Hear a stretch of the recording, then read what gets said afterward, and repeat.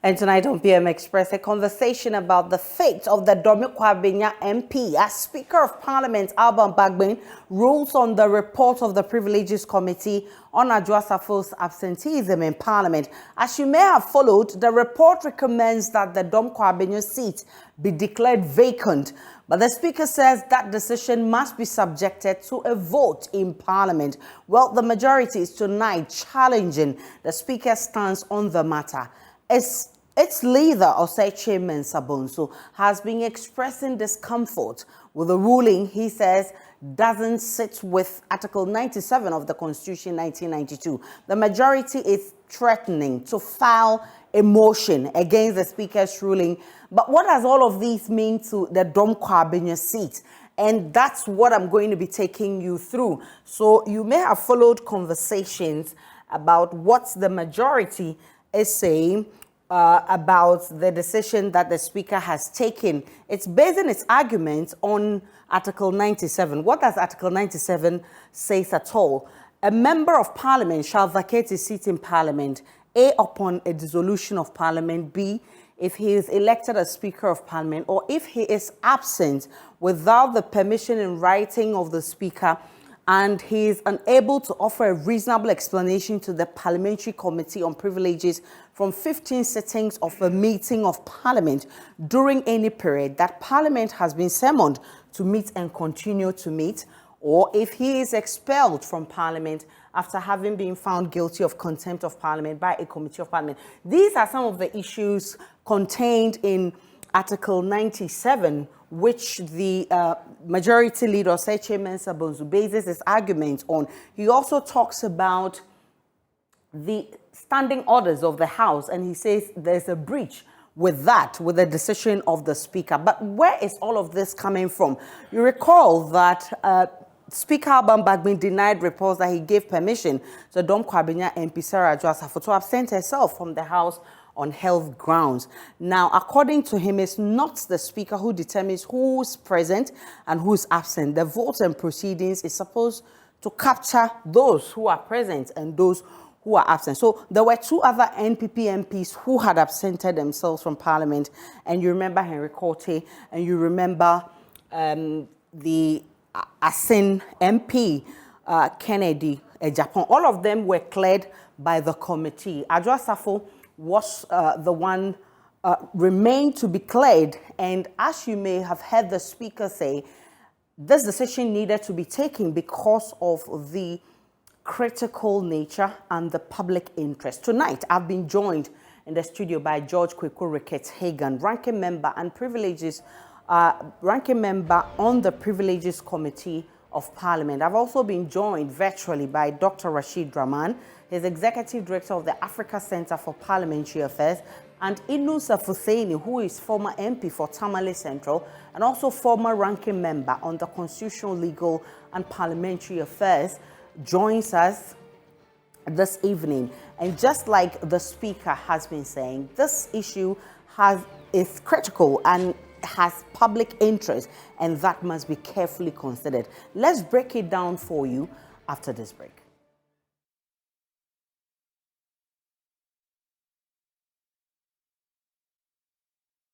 Welcome back to PM Express. My name is Ayisha Ibrahim. Kweku Ricketts-Hagan, thank you for coming. And thank you, Inus Husseini and Rashid Rahmani, joining us via Zoom.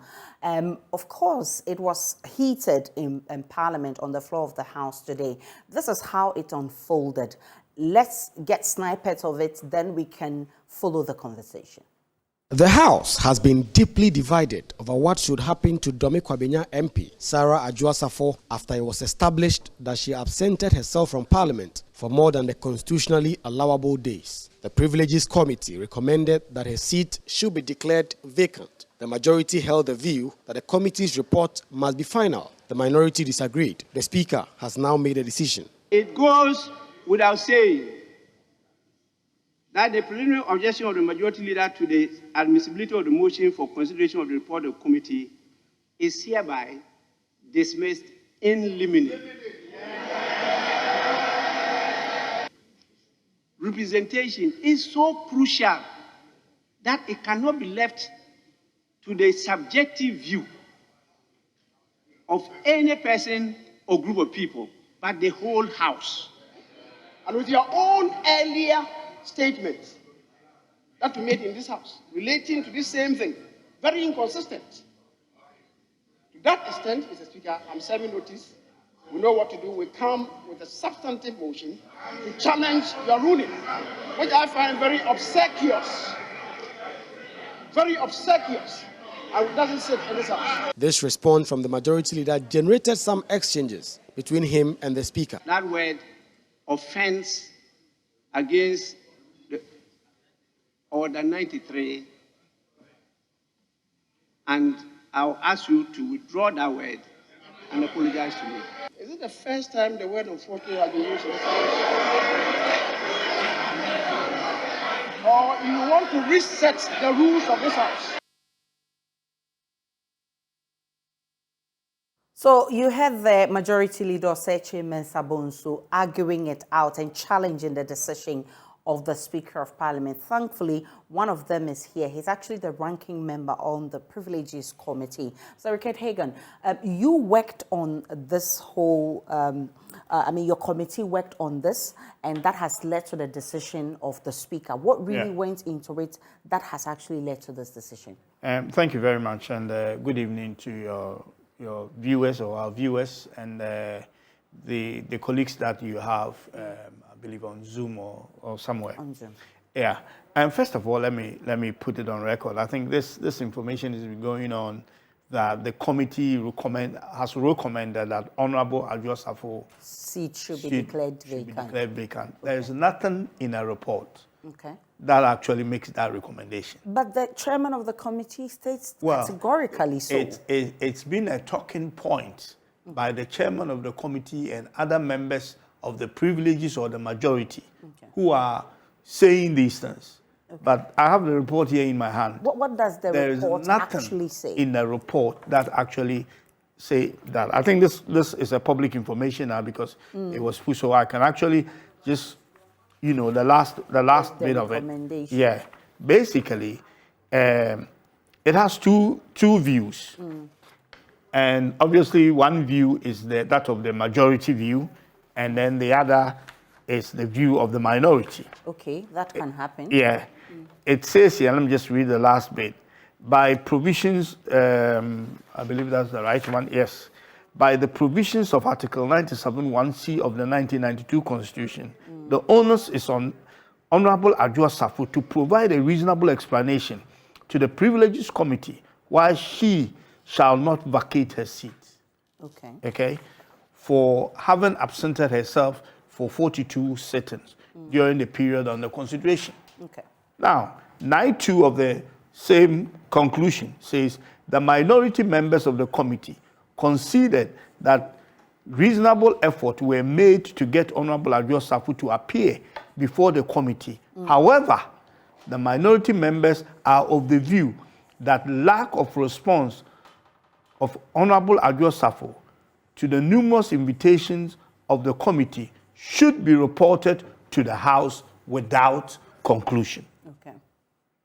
So basically, what we said or what we agreed on is that we were not able to meet Honorable Adwoa Safo.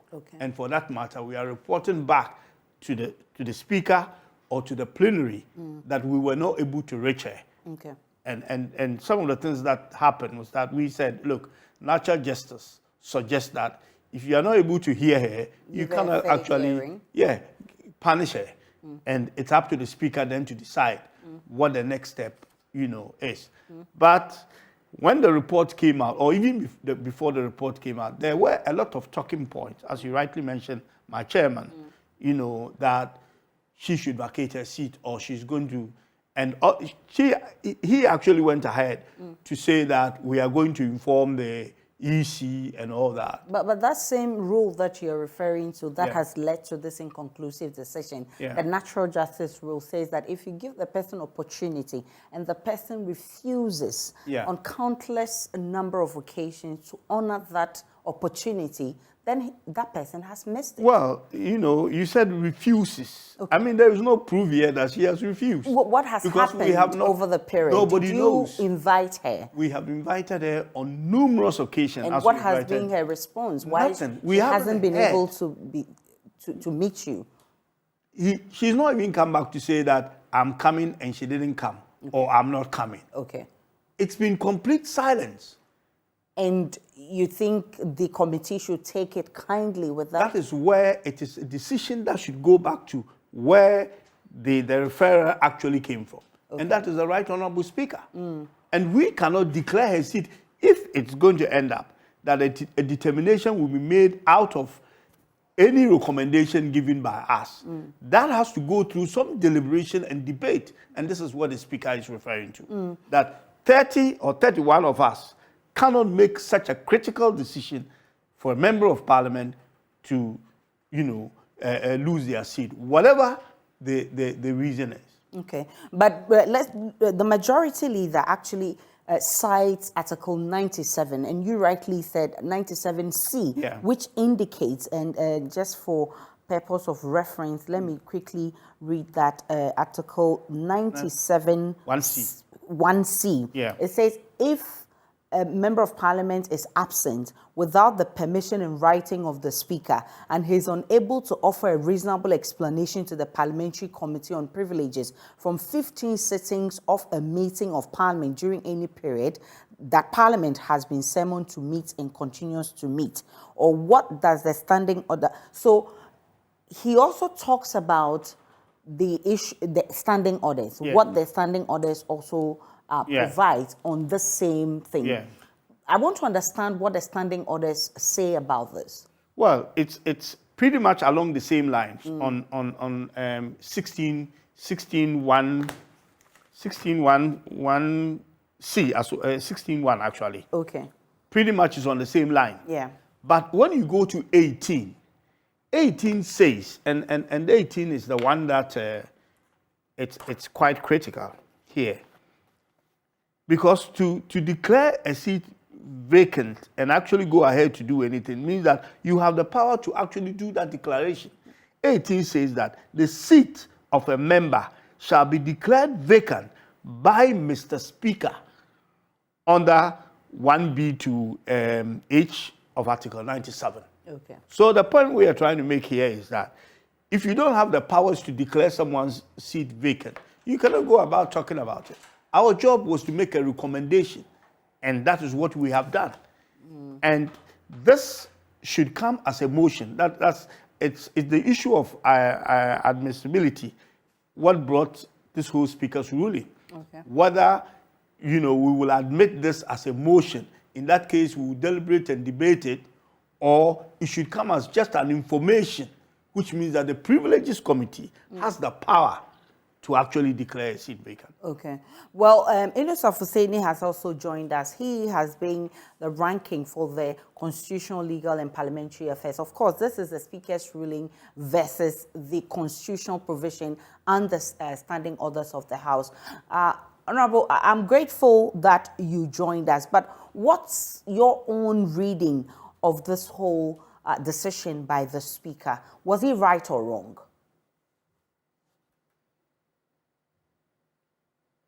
Kindly unmute for me.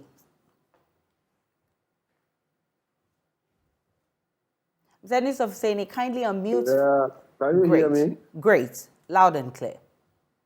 So I say good evening to you and my colleague, Ricketts, the ranking member of the Privileges Committee.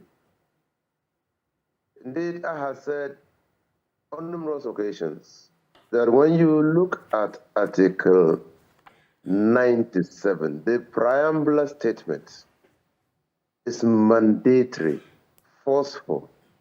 The words jump at you. The seat of a member of parliament shall be vacant, shall be declared vacant. If, then you have the conditions to be met. Yeah. if that member of parliament is absent from parliament without the speaker's permission in writing and cannot provide a reasonable or has not provided a reasonable explanation to the Privileges Committee for absence from parliament for 15 days or more within the session. Now, so you will find that that provision is self-contained. It's self-contained. It names the committee, and the referral to the Committee of Parliament cannot be to any committee but the Committee on Privileges. If you want to understand the argument I'm making, just look at the next provision, D, Article 97(1)D. If found guilty of contempt by a committee of parliament. Now, by practice and convention, the committee of parliament that finds a person guilty of contempt is the Privileges Committee. Okay. But indeed, the Privileges Committee is not named. Now, I have, and you have to look at the Constitution as a whole. When you read the Constitution as a whole, you realize that the drafters of the Constitution did not shy away from vesting responsibility in a committee or institution to be the final determinant of an issue. We all know if a case starts from the High Court, you have a right of appeal to the Court of Appeal. Absolutely. You further have a right of appeal to the Supreme Court. But Article 99 tells us that when a petition challenging the election of a member of parliament is initiated in the High Court, it ends at the Court of Appeal. Did the drafters make a mistake? A person hasn't the right of appeal after the Court of Appeal. Now, when you look at the provision that allows the Minister of State in charge of finance to draw from the consolidated fund, a request to draw from the consolidated fund is referred to the Committee on Finance, and their decision to reject or accept the request or honor the request is final. Correct. When you look at the Constitutional, Legal, and Parliamentary Committee, the decision of whether or not a bill submitted to Parliament by the executive is of an urgent nature is conclusive. So reading all these provisions of the Constitution together, I take the view that the Supreme Court, in the case of Article 99, doesn't sit as appeal on the decision of the Court of Appeal in an election petition challenging a member of Parliament's election. Definitely so. I take the view that the plenary of Parliament does not sit as a review of the decision of the Privileges Committee under Article 97(1)(c). Okay. Because if it were so, it will lead to an absurdity. For instance, if the Privileges Committee, upon referral of the conduct of a member of Parliament, breaching Article 97(1)(c), considers the circumstances and accepts the reasonable explanation given by that defaulting member of Parliament Okay. to be reasonable and reports to Parliament, can we say that Parliament can debate the explanation given by the member of Parliament to the Privileges Committee and reverses the decision of the Privileges Committee in respect of the members' explanation which they found reasonable? But in many of the decisions that are referred to the committee, it finally comes back to plenary. Why is this different? So, again, you have to look at the Constitution. The Constitution has provided a general rule and also provided for exceptions. Okay. The general rule, and I think it's captured in Article 107 or so, 107 or 117, I mean, it's a general rule. And it's also in the 10.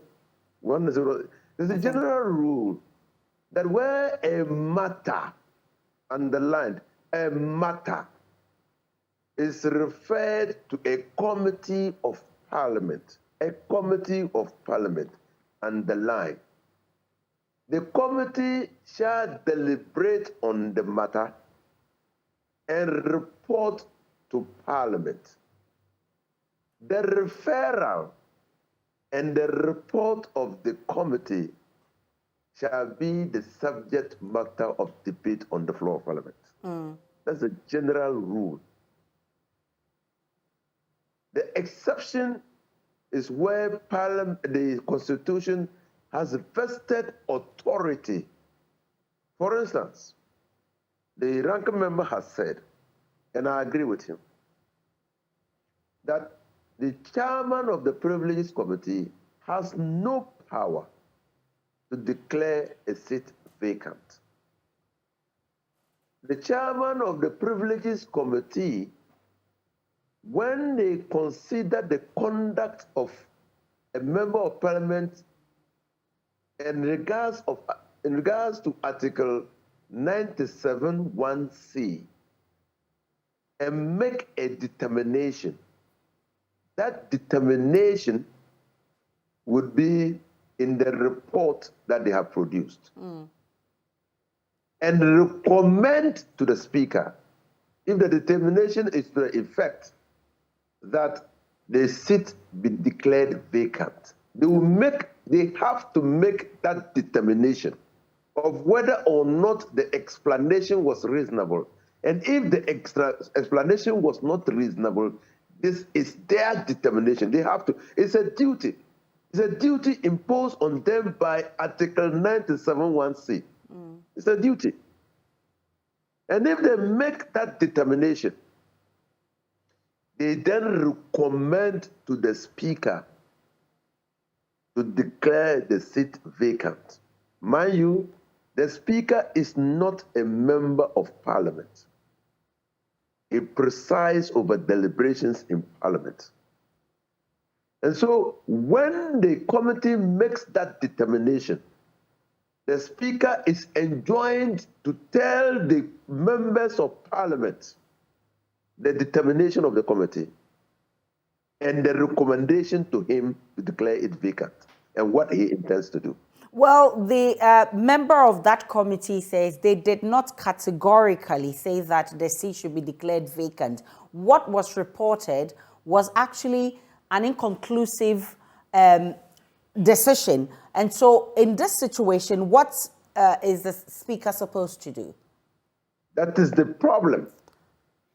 So the committee refused, neglected, or failed to arrive at a decision. And I heard the question you asked the member of Parliament. The rules of natural justice, and it is contained in Article 97(1)(c). The reasonable explanation required of the defaulting member of Parliament is to satisfy the oldie alterum partem rule of natural justice, here the other side. But that does not mean that the balance of power shifts from the committee to the defaulting party. If the committee takes all reasonable steps to make sure that the defaulting party has notice of the sittings and the invitation and refuses, neglects, or fails to appear, you have satisfied the oddity alterum partem rule. Correct. And so I am surprised that in this particular case, Parliament decided that the defaulting party should have authority, to hold the sway, to keep them from performing their duty, to keep them away from meeting the mandatory requirements of Article 97(1)(c) of making a determination. And that, for instance, if Inus Afeseni were a member of Parliament, the Inus Afeseni breaches Article 97(1)(c), the Inus Afeseni fails forever to appear before the committee. What records is saying is that the committee will not be able to make a decision because Inus Afeseni has not been given an opportunity to be heard. It is ridiculous.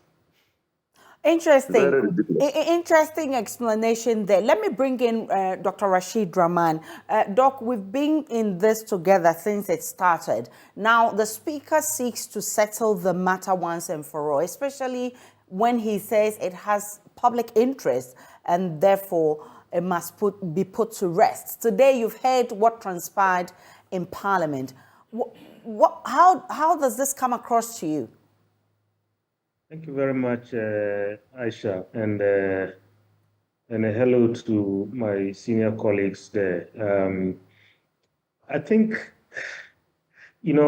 let's put this on record that this Parliament and the Right Honorable Speaker Alban Bagbin, I think, have traveled a very far distance in terms of dealing with this absentee issue. More than any other parliament under the Fourth Republic, because in the Fifth, Sixth, Seventh, and even if you go further down, this issue has been with Parliament. And no speaker has been able, if I recollect correctly, maybe my seniors can correct me since they have been in the House.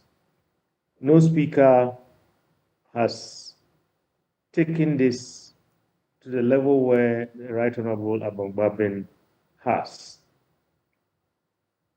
We were all very excited, particularly watching Parliament carefully and watching to see how it was going to regulate itself on the back of, all the previous attempts and all the previous work that the Privileges Committee has done related to other matters. But Ayisha, what is becoming clear to me, I don't want to go back to the explanations and the legal arguments made by Honorable Inus Afeseni, repeating 97 of our Constitution and then Order 18 of our standing orders. But suffice it to say that it's becoming clear that when it comes to regulating itself, Parliament is continuously failing the people of this country. Because how can a Privileges Committee meet on this matter that the Right Honorable Speaker say is of a lot of public interest, provide all the opportunities that they can in today's technological era in which we live, and the member refuses to take advantage of all the opportunities that were given to her, and the committee is comfortable that this is okay. this is okay and we can take it like that. And we gave her the opportunity. She didn't take the opportunity. And then she's not in contempt of Parliament. I find it very difficult to understand. And then again, Aisha, the second aspect of it, and this is coming as a surprise to me, the report that the honorable member is reading from this evening, because all along, of course, without seeing the report, the impression that all of us got, particularly because the chairman came out and made pronouncements at the time this report was not a public document. I think we all believed that that was the conclusion of the committee.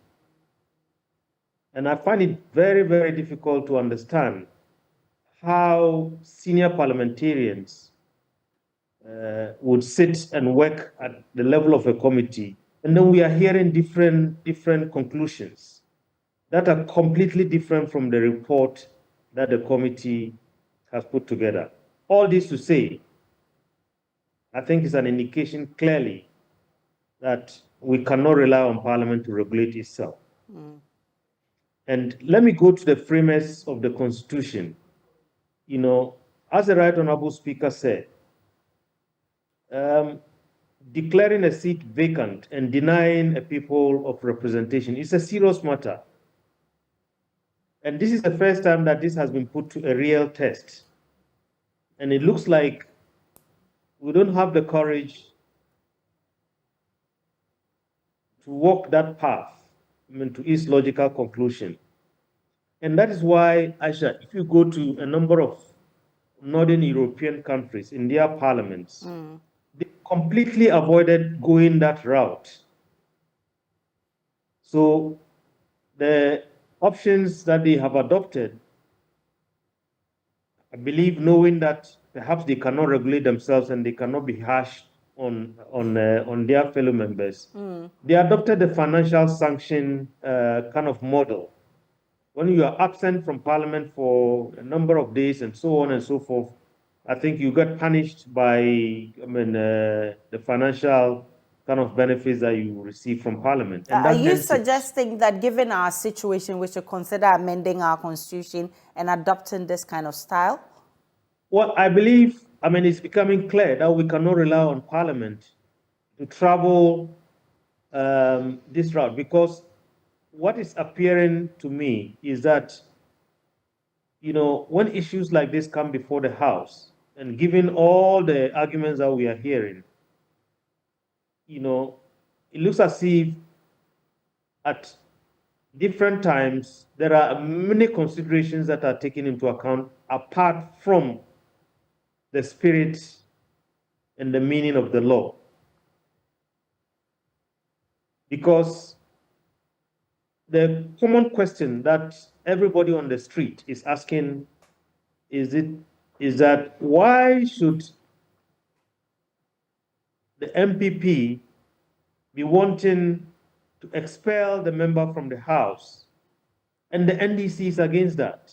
I think that's a basic question on the tongues of many Ghanaians on the street. And so I think the only answer that we can deduce without going into the heads of the two caucuses is that this is simply about balance of power. And if indeed that is the case, then really more and more is becoming clear that this article in our Constitution is a top candidate for any future review of our Constitution. Okay. Because this is not the first time maybe we might be having a hung Parliament. And I believe perhaps we might want to take a second look at this and then choose perhaps a path of least resistance that most European parliaments in their wisdom have chosen to regulate matters such as this one amongst themselves. Mr. Kertegan, your colleague Inusa Fuseni is actually disappointed in your committee for, being inconclusive, or he says that you haven't been firm on this matter. How do you give the power that you have as a committee to the defaulting party? I think we need to look at this in some perspective. First of all, this is pretty much a young democracy and a young parliament. Where we are now, we've never been there. The hung parliament. We are up to 1, 2, 3, 8th parliament. Are we still young? We're still relatively young with the kind of comparison that Dr. Rashid was making. Okay. You know, and that this is probably the time that this constitution is actually being tested.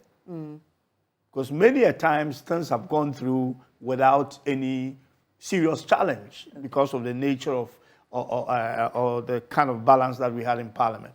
This is the first time that a lot of things are being tested. I mean, I have been in Parliament, I think this is my 3rd term, and I have never seen such a heated Parliament on day 2. This is day 2. Okay. You know, so I think it's an opportunity for us, and I agree with him, that a lot of the provisions in the constitutions that will be tested as we go along. This is not going to be the first and the last hung parliament. Will be tested, and probably that will be an opportunity for some of these provisions to become candidate for any future, you know, revision. Now, from what I disagree with Inisa on what he said. And on what particularly? Well, that we were not able to make, you know, a firm conclusion. But you alluded to that Yes, fact. but then I don't see that as a firm or not a firm conclusion. Okay. You know, a conclusion has been made. You know, which is inconclusive. Yes, does not make it a weak conclusion. Okay. Because there's a background to this. There's a different, as I said earlier, there's difference meeting with the people that you haven't heard about Honorable Kennedy Japan and Henry Courtney. Yeah. Because we met them.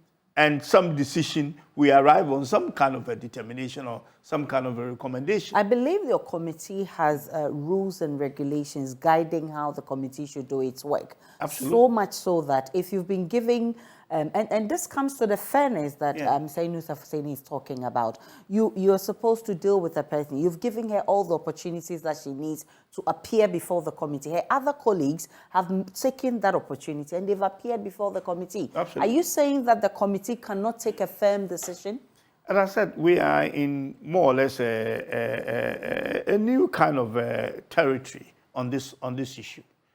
So and I do agree with Speaker, and as he rightly said, that this is a critical issue. That where we've gotten to is not an issue or a decision to be made by 30-odd people out of 275 members of Parliament. Okay. Because we have, and there's nothing wrong with us failing to reach a decision. Okay. There's nothing, I don't see anything wrong with it. It's not even if you have all the opportunities to reach a conclusion? Well, all the opportunities is basically relative here. Okay? There are provisions in the law as to how you reach someone to serve them and all that. Okay. We have completely failed to reach the Honorable Lady.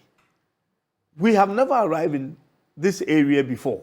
Okay. And for me, I'm not a lawyer, but for me, in my mind, it is only fair that the matter, and we should not be ashamed to say this, that the matter has actually gone beyond the current powers of the Privileges Committee, which has not been tested to this level before.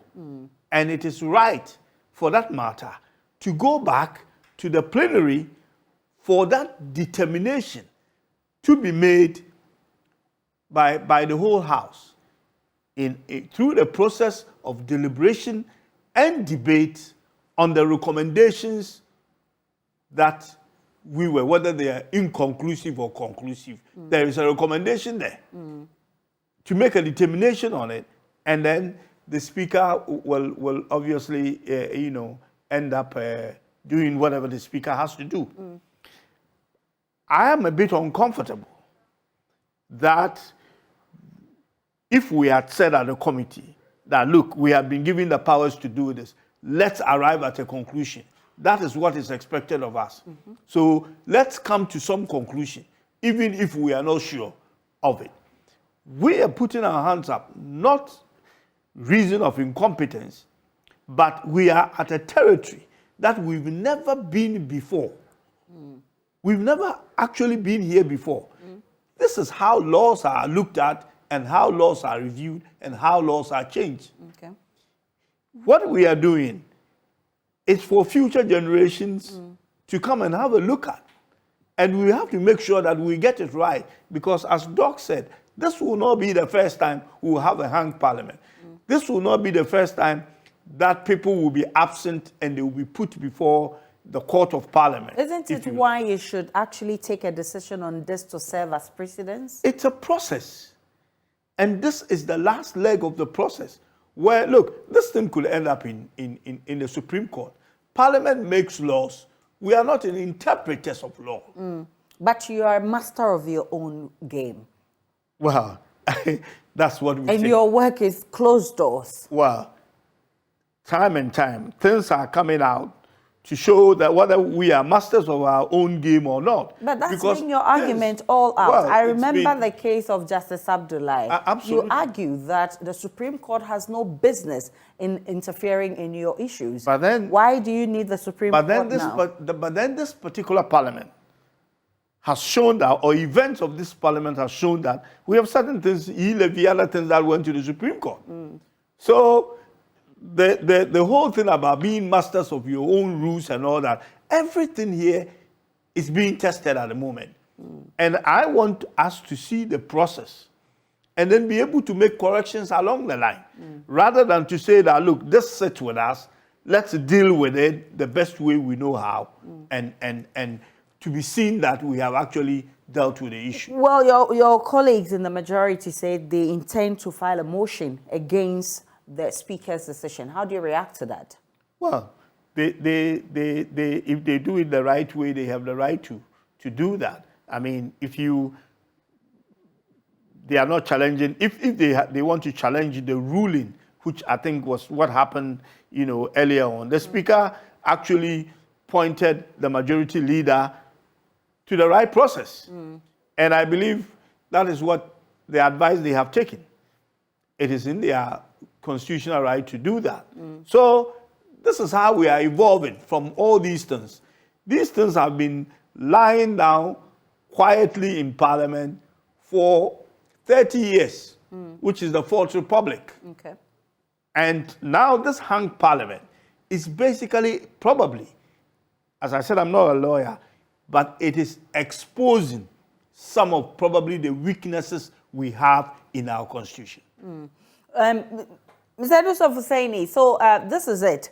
The majority says that it's going to file a motion against the ruling of the Speaker. Would that make a difference?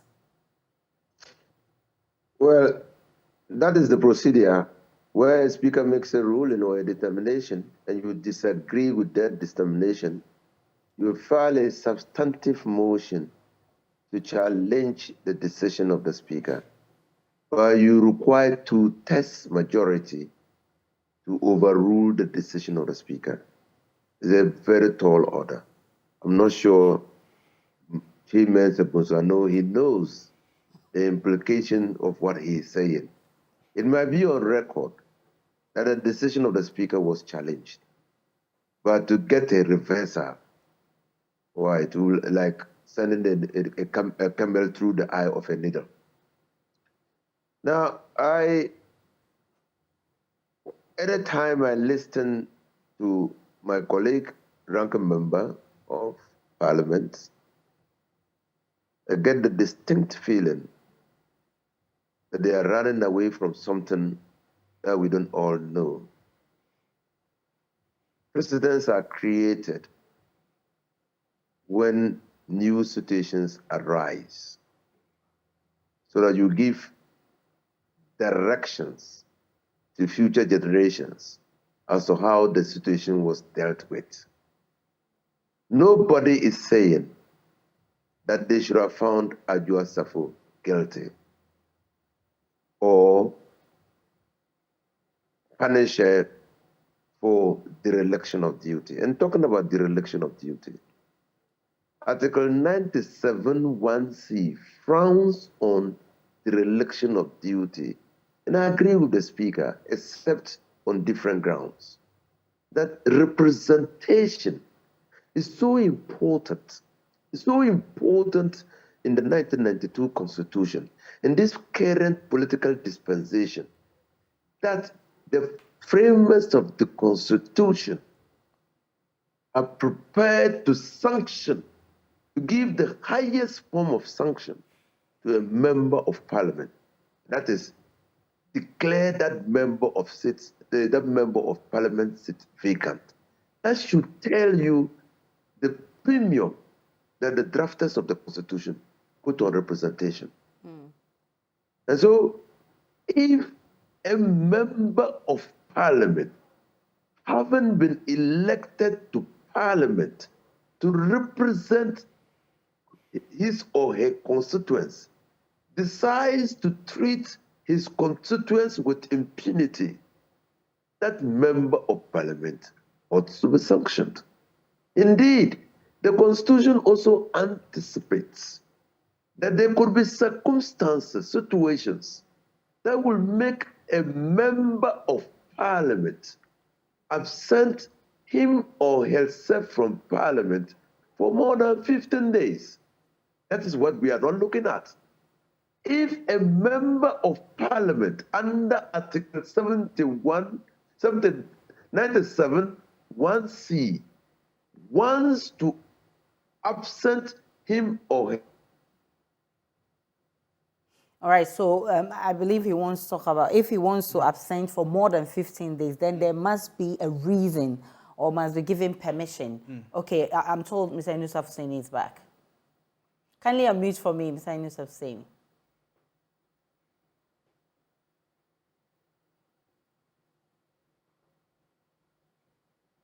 Can you hear me? Yes, loud and clear. So that member of Parliament, that same provision of the Constitution, Article 97(1)(c), enjoins that member of Parliament to obtain permission in writing from the Speaker to so absent him or herself from Parliament for more than 15 days. 16 days. So there is no rule that says that a member of Parliament cannot absent him or herself from Parliament for more than 15 days, except that has to be with the permission of the Speaker. So if a member of Parliament decides to flout Article 97(1)(c), do we treat that member of, in fact, that's contempt of Parliament. That member must bear the brunt and must not be treated with kid's gloves. So he says that he thinks there's something that your committee is hiding. Well, I don't know of anything that we are hiding. I'm not hiding anything. I don't know anyone who is hiding anything. And then he's actually right that, you know, it's not about just absenting yourself from Parliament for 15 days and you have to vacate your seat. If you can absent yourself for the whole meeting. But with a written permission. In this situation, we are here, we've not seen that. Yes, we are here because of this written permission. There have been people who have been out of Parliament due to illness for much longer than that. Nobody has heard about their case.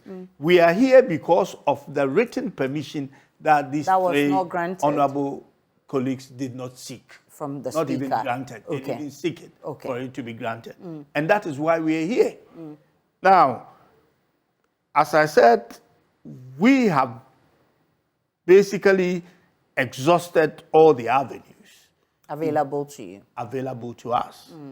And we've gotten to a point on the committee where this issue, the difficulty is that we were not able to reach we never even got anything from her to say that, look, you can look at it in many ways. But we didn't even read. If I had received something from her to say, I'm coming and I didn't come, you know, and then, or I'm not going to come, Then Did you it have can be- indication that your invitation had reached her? As I sit here, we cannot even determine that. Well, Because she was not in the jurisdiction. okay, but I So, mean, in this world of technology, Yeah, absolutely. I mean, we offered her Zoom this if she wants to, but we did not even get any response. from her. Well, her. let's wait and So that's see what how this the is a- motion against the Yeah. speaker will go. And this, of course, as the speaker puts it, is critical and is of public interest. We all want to know how it ends. Thank you so much for watching. Thank you so much, Mr. Ayisha Ibrahim and Dr. Draman. And thank you so much, Mr. Rickett Hagan. My name is Ayisha Ibrahim. Enjoy the rest of our programs.